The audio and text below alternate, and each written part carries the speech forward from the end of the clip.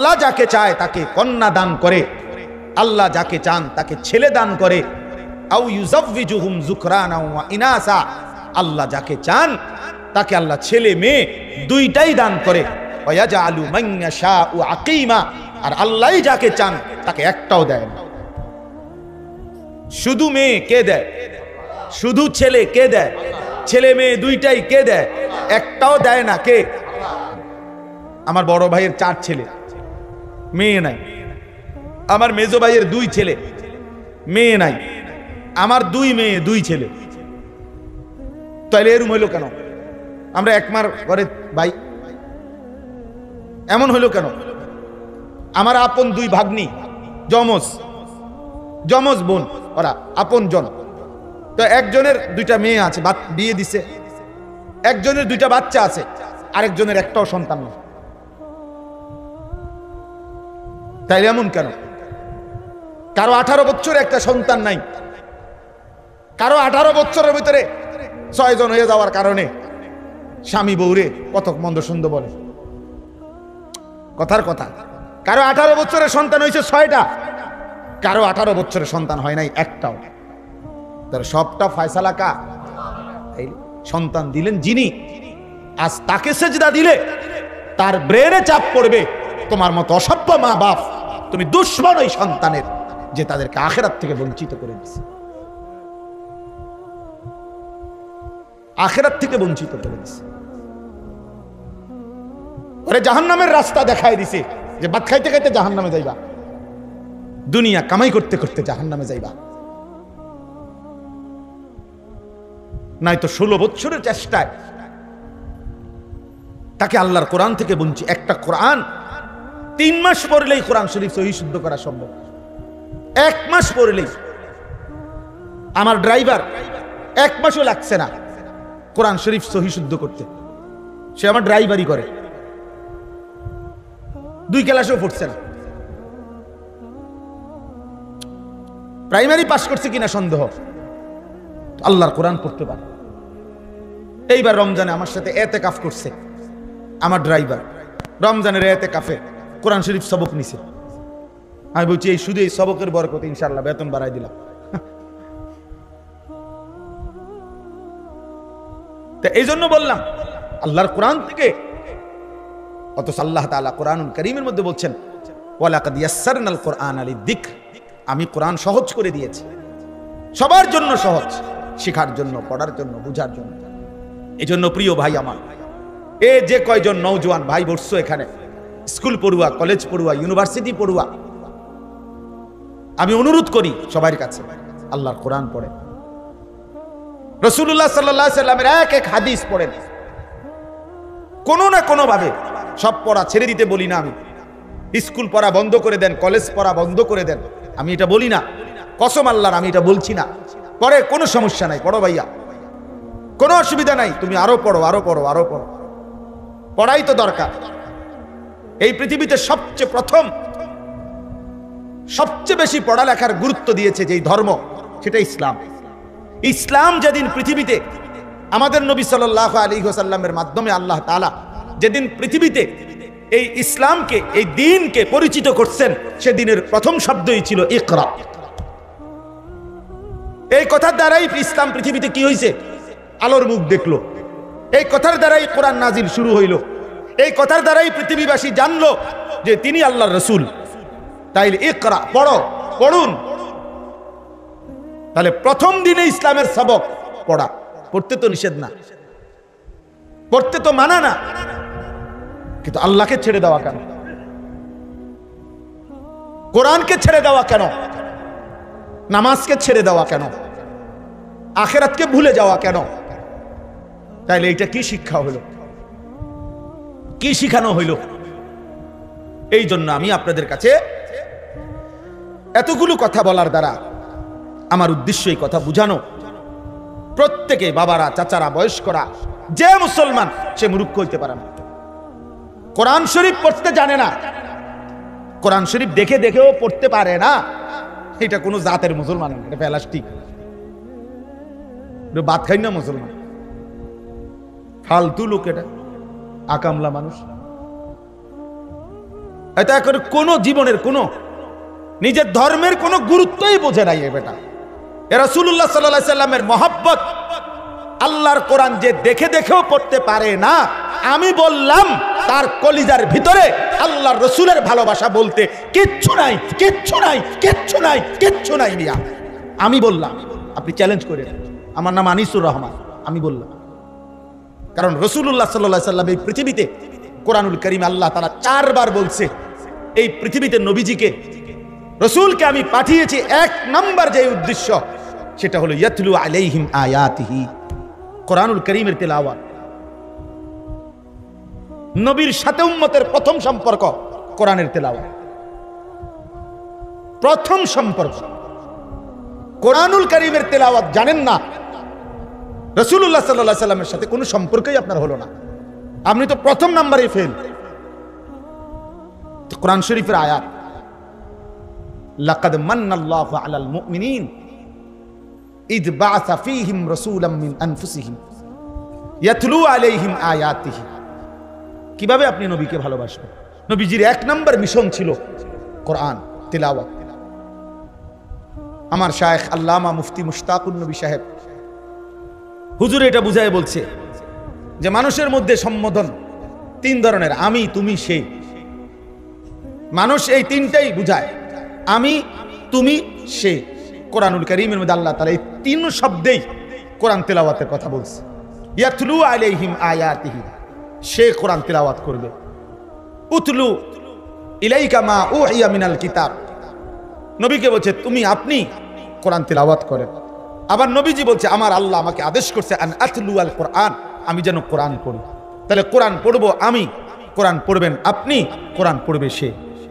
আমি, তুমি, সে, সবাই কোরআন পড়বে। কোরআন পড়বে কে বলেন না? আমি। আর কে? তুমি। আর কে? সে। তাইলে কোরআন আমিও পড়বো, আমার বাপও পড়বে, আমার মাও পড়বে, আমার স্ত্রীও পড়বে, আমার ছেলেটাও পড়বে, আমার মেয়েটাও পড়বে, আমার নাতিও পড়বে, আমার নাতনিও পড়বে। আমি, তুমি, সে, সবার জন্য কোরআন। আমিও মুসলমান, সেও তো মুসলমান, তুমিও তো মুসলমান, কোরআন পড়বে না কেন? আচ্ছা, এই বিষয়টার উপরে এতটা গুরুত্ব এখন কেন দিলাম হঠাৎ এই এখনকার বয়ান? আপনাদের কাছে রাগ হয়ে না, আমার একটা কারণ আছে। এই মসজিদে যারা নামাজ পড়েন, দয়া করে আপনারা একটু হাত উঠান তো। এই মানে এই মসজিদের মুসল্লি যারা, হাতটা উঠান। আচ্ছা, মাশাআল্লাহ, হাত না মানে আপনারা একটা ইনসাফের কথা, রাগ হয়ে না, আমি শুধু বুঝার জন্য, আপনাদের চোখ খোলার জন্য বলতেছি। এই মসজিদ আপনাদের এতগুলো এসি লাগানো, মসজিদে থাই গ্লাস লাগানো, টাইলস লাগানো, সবটা মসজিদ ঝকঝকে এত সুন্দর। আপনাদের মসজিদে তাকের মধ্যে যে কোরআন শরীফগুলো রাখা আছে, এই কোরআন শরীফগুলো এই পরিমাণ অবহেলিত কেন? এখন জবাব বলেন, নাহলে আমি এখন আইনা দেখাই। এই কোরআন শরীফগুলো কতশো বছরের পুরাতন। এই কোরআন শরীফগুলোর একটা কোরআন শরীফের ভিতরে একটা গিলাফ নাই। এই কোরআন শরীফগুলো কোনোদিন কেউ মনে ধরে ছুঁয়ো দেখে নাই। আল্লাহর কোরআন, পুরা মসজিদের সবকিছু এত সুন্দর। রবের কোরআনের প্রতি কারো কি দিলে আসলো না যে এই কোরআন শরীফগুলোর মধ্যে একটা গিলাফ লাগাই? কারো কি কলিজায় আসলো না যে কোরআন শরীফগুলো একটু সুন্দর করে বাজ করে রাখি? কারো কি দিলে আসলো না যে কোরআন শরীফের সামনে দিয়ে একটা গ্লাস লাগাই? কেন এখানে গ্লাস, এখানে নাই কেন? বলেন চাচা, এখন বলেন। কারণ একটাই, কলিজার ভিতরে আল্লাহর কোরআনের প্রয়োজনীয়তা নাই। এটা শুধু বলে হুজুর আমনে না, আমি আগেই বলে দিছি, রাগ হইয়েন না। এটা আমার একটু, যেখানেই আমি দেখি আমি বলি, চোখে আঙ্গুল দিয়ে বললাম। এরকম হাজারো মসজিদ, লাখো মসজিদ যেখানে সবকিছু অত্যাধুনিক, আল্লাহর কোরআন অবহেলিত। এবং এমন বহু জায়গা আমি দেখছি যেখান দিয়ে কোরআন শরীফ রাখছে, ব্যাটারির বাক্স হেন দিয়ে থুইছে, মোমবাতি কোরআন শরীফ লাগে থুইছে, আগরবাতির বাক্স হেন দিয়ে থুইছে, মেজবাতি এনে রাখছে। মানে যত এই মসজিদের অপ্রয়োজনীয় জিনিসগুলো এখান দিয়ে থুইছে। বুঝেন নাই কথা? নাহলে কোরআন শরীফের লগে আগরবাতি রাখলেন কেন? কোরআন শরীফের লগে মেজবাতি রাখলেন কেন? কোরআন শরীফের লগে ব্যাটারি তুলেন কেন? আপনারা থুইছেন, আমি এটা কই না, মানে বুঝাইলাম। আইপিএস এর বাক্স এখানে তুলেন কেন? এখান এদিক দিয়ে কোরআন শরীফ দিয়ে আইপিএস এর বাক্স, আর জায়গা নাই মসজিদে। মূল কারণ হলো এটা তো কেউ ধরে না, এটা তো কারো দরকার লাগে না। আল্লাহ আমাদেরকে বুঝ দান করেন। আমার বাপ রাগ হইয়েন না, দাওয়াত দিয়ে নেই বেজ্জুতি দিলে করলেন না, বেজ্জুতি না, বিবেক জাগাইতে চেষ্টা করলাম। আপনারা নিজ জিম্মাদারিতে এখানে যে আছেন এই মহল্লার, আমনে একজন ভাই এখন হিম্মত করেন, বলেন যে এখানে এই মসজিদের যতগুলো কোরআন শরীফ আছে 50টা হোক আর 100টা হোক, আপনি গিলাফ লাগাই দিবেন যত টাকা লাগে, বলেন ইনশাআল্লাহ। আপনার নাম কি? আমাদের জাকির হোসেন ভুঁইয়া ভাইয়া, ইনশাআল্লাহ এগুলো আপনি লাগাই দিবেন, এগুলো সব ঠিক আছে ইনশাআল্লাহ। হ্যাঁ, আল্লাহ কবুল করেন। হ্যাঁ, কোরআনুল কারীমকে আজমত করেন। রাসূলুল্লাহ সাল্লাল্লাহু আলাইহি ওয়াসাল্লাম বলছেন, দোয়া করতেন, আল্লাহুম্মা জাআলিল কুরআনা রাবিআ কলবি, আয় মাওলা কোরআনুল কারীমকে আপনি আমার হৃদয়ের বসন্ত বানিয়ে দেন, ওয়া নূরা সাদরি, আমার বুকের আলো বানিয়ে দেন, ওয়া জালাআ হুজনি, আমার সমস্ত দুঃখ বেদনা পেরেশানি দূরকারী আল্লাহর কোরআনকে বানিয়ে দেন, ওয়া যাহাবা হাম্মি, যাবতীয় অস্থিরতার দূরকারী কোরআনকে বানিয়ে দেন। কোরআনুল কারীমের প্রতি মহব্বত জরুরি, কোরআনুল কারীমের প্রতি আজমত বহুতই জরুরি, বহুতই জরুরি। এই জন্য আজকে আপনাদের কাছে এক বয়ানে এক ওয়াজে বসে পুরা ইসলাম বলা সম্ভব না। নবী সাল্লাল্লাহু আলাইহি ওয়াসাল্লামের 23 বছরের সব বলে দেওয়া একদিনে সম্ভব? কথা বলেন না। তাহলে আমি একটা বিষয় গুরুত্ব দিলাম, সেটা হলো এইখানে আজকে ঈদ পরবর্তী আলহামদুলিল্লাহ যে ভাইরা আছেন, অনেক নওজোয়ান ভাই, কিশোর ভাই, আমি তোমাদের কাছেও ভাইয়া বলি, অনুরোধ করি, আল্লাহর কোরআনকে পড়ো। কোনো না কোনো একটু সময় বাহির করলে এই পড়ার ফাঁকে ফাঁকে স্কুলে, কলেজে, ইউনিভার্সিটিতে সব কিছুতে একটু ফাঁক করে সপ্তাহে একদিন হোক, 3 দিনে একদিন হোক, আধা ঘন্টা হোক, 10 মিনিট হোক, 50 মিনিট হোক, যেমনি সুযোগ হয়, বয়স্ক যারা আছেন আপনারাও মসজিদের ইমাম সাহেবের কাছে আল্লাহর কোরআন শিখেন, কোন মাদ্রাসার উস্তাদের কাছে আল্লাহর কোরআন শিখেন, আলেমের সাথে সম্পর্ক করেন। আমাদের দেশে অনেক মুসলমান আমরা মসজিদের ইমামের সাথে আমাদের আন্তরিকতা কম, সালাম ফিরাইয়াই বের হয়ে গেছে, সালাম ফিরাইয়াই না, ইমাম সাহেবের কাছে বসে। আমার খুলনার হযরত, বাংলাদেশের একজন শ্রেষ্ঠ বুজুর্গ, পাকিস্তান করাচির বিশ্ববিখ্যাত বুজুর্গ, কুতুবে আলম আরিফ বিল্লাহ হযরত মাওলানা শাহ হাকিম মোহাম্মদ আখতার রহমতুল্লাহ আলাইহির খলিফা হযরত মাওলানা মুফতি নুরুল আমিন সাহেব, অনেক বড় একজন আল্লাহওয়ালা হযরত মাওলানা মুফতি নুরুল আমিন, উনারে আমরা খুলনার হযরত বলি। তো উনি একদিন বয়ানে বলছিলেন, যশোর এক মাহফিলে আমি হুজুরের সাথে ছিলাম, তো হুজুর বয়ানে বলতেছিলেন 30টা বছর ধরে, 20টা বছর ধরে, কথাটা খেয়াল করেন, 30 বছর ধরে, 20 বছর ধরে, 10 বছর ধরে আল্লাহর ঘর মসজিদে যে মানুষটা দিবানিশি 5 ওয়াক্ত নামাজের ইমামতি করছে, বিশ্বাস করেন আমি হুজুরের কথা, শায়েখের কথা বলতেছি, উনি বলছেন নিঃসন্দেহে এই ব্যক্তি, এই ইমাম আল্লাহওয়ালা, আল্লাহওয়ালা, তাকে কদর করা উচিত, তাকে ভালোবাসা উচিত, তাকে শ্রদ্ধা করা উচিত। হ্যাঁ, হঠাৎ করে আসা বক্তার কপালে জোটে 50,000 টাকা, কিন্তু ইমাম সাহেবের কপালে জোটে কেনা 200 টাকা। কেন? কারণ উনি যে ফরজ নামাজের ইমামতি করে, এই জন্য এটা অন্যায় হয়েছে ওনার। অথচ ফরজ নামাজের দাম বেশি না, কথা বলেন না কেন? তো ইমামের দাম বেশি। আল ইমামু যামিন, আল্লাহ নবী সাল্লাল্লাহু আলাইহি ওয়াসাল্লাম বলছেন, ইমাম পুরা মহল্লাবাসীর জিম্মাদার, তাদের ঈমান, আমল, আখলাক, আখিরাত সর্ববিষয়ের পাহারাদার। নবী সাল্লাল্লাহু আলাইহি ওয়াসাল্লাম আলাদা দোয়া করছেন, আল্লাহুম্মা আরশিদিল আইম্মা, আল্লাহ ইমামদেরকে আপনি হেদায়েতের রাস্তা, কল্যাণের রাস্তা আপনি দেখান, কারণ তার পিছনে মানুষ অনুসরণ করে, তাকে মানুষ অনুসরণ করে। এই জন্য মসজিদের ইমামের সাথে সম্পর্ক বাড়ান, আলেম দ্বীনের সাথে সম্পর্ক বাড়ান, একটা একটা মাসআলা শিখেন, একটা একটা শব্দ শিখেন, নিজের রুকুটা একজন আলেমকে দেখান যে হুজুর আমার রুকু হয় কিনা, আমার সেজদা হয় কিনা, আমার নামাজ হয় কিনা, আমার ওযু হয় কিনা, আপনি একবার দেখায় নেন। হ্যাঁ বলে হুজুর ছোটবেলায় তো আমি মক্তবে শিখছি। ঠিক আছে বাবা, মক্তবে শিখলেও তো আজকে 40 বছর হয়ে গেছে, 50 বছর পরে আপনার বেখেয়ালে কোনো ভুল তো থাকতে পারে। এখন যদি শুধরায় নেয় আখেরাত সুন্দর হয়ে গেল, কবরে গিয়া অনুভব করিলে সুন্দর করার তো আর সুযোগ হলো না। পরকালে গিয়ে তো আপনি বুঝবেন, কিন্তু সব লাভ তো হবে না। কোরআন শরীফে কথা স্পষ্ট আছে, প্রত্যেকটা নাফরমান হাসরের ময়দানে তার সমস্ত পাপের কথা মনে পড়বে। ওয়াজিআ ইয়াউমাইদিন বিজাহান্নাম ইয়াউমাইদিন ইয়াতাযাক্কারুল ইনসান ওয়া আন্না লাহুদ যিকরা। আল্লাহ বলে হাসরের ময়দানে যখন ফেরেশতারা জাহান্নামকে টেনে আনবে, সবার সামনে এনে দাঁড় করাবে জাহান্নামকে, জাহান্নামকে টাইনা আনবে।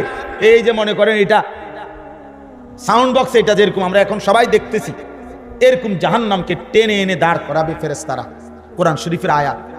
আল্লাহ বলেন নাফরমান জাহান্নামের দিকে তাকাইয়েই ইয়াউমাইদিন ইয়াতাযাক্কারুল ইনসান, তার দুনিয়ার জীবনের সব কথা মনে পড়বে। ওয়া আন্না লাহুদ যিকরা, কিন্তু বলো না সেদিন মনে পড়ে কি লাভ হবে? কোরআন শরীফের আয়াত, ওয়া আন্না লাহুদ যিকরা, বলো না মনে পড়ে কি লাভ হবে? বুঝে তো আসবে। লাতারাবুন্নাল জাহিম সুম্মা লাতারাবুন্নাহা আইনাল ইয়াকিন। আল্লাহ বলে বান্দা এই দুই চোখে জাহান্নামকে দেখবা, আর দুই চোখে দেখে, চোখে দেখা বিষয়ে যেমন নিশ্চিত হয় এরকম নিশ্চিত হবা জাহান্নামের ব্যাপারে। মনে করেন এইটা যে একটা হ্যান্ডবিল, এটা আপনারা নিশ্চিত না? না, এটা একটা মূলত মোবাইল। হ্যাঁ হ্যাঁ, আমি প্রধান বক্তা। আরে আমি বলতেছি মিয়া, এটা একটা মোবাইল মূলত।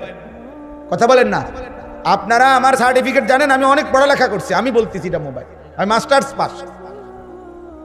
আপনি কবেন কি আপনি মাস্টার্সের গোষ্ঠী গিলেন মিয়া? আমি এটা চোখে দেখি এটা হ্যান্ডবিল, আপনি করেন এটা মোবাইল। আপনি সার্টিফিকেট দিয়ে আমি কিনবো? আমি নিশ্চিত এটা চোখে দেখতেছি। তাহলে চোখে দেখা জ্ঞান, এটা অস্বীকার করার কোনো সুযোগ আছে? আল্লাহ তাআলা বলে জাহান্নামকে এভাবে চোখে দেখবা আর চোখে দেখে নিশ্চিত হবা, কিন্তু বান্দা আফসোস তো করবা। লাভ কি হবে? লাভ কি হবে? লাভ কি হবে? লাভ কি হবে? হায় ছেলেরা, তোমরা যদি বুঝতা ভাই, কি পরিমাণ মোবাইল, ছবি, নারী, অশ্লীল দৃশ্য দেখলা। কেনই দেখো, কারে দেখো, কার মারে দেখলা, কার বোনেরে দেখলা, কেন দেখলা? 18 বছরের যুবক, তোমার এত নারী দরকার, এত উলঙ্গ ছবি দরকার? এত অল্প বয়সে যদি এত বড় অসভ্য হয়ে যাও, বাকি জিন্দেগি কেমনে পার করবা ভাইয়া? 16 বছরে যদি এত উলঙ্গ ছবি দেখে ফেলো, হায় হায়, বাকি জীবন কি করবো? 18 বছর না যাইতেই যদি এত সারা রাত মোবাইলে নারীর ছবি, নাচ, গান, উলঙ্গ দৃশ্য দেখো, হায় হায় জানোয়ার, আগামী জিন্দেগি কেমনে চালাইবা? হ্যাঁ, আস্তাগফিরুল্লাহ, আস্তাগফিরুল্লাহ।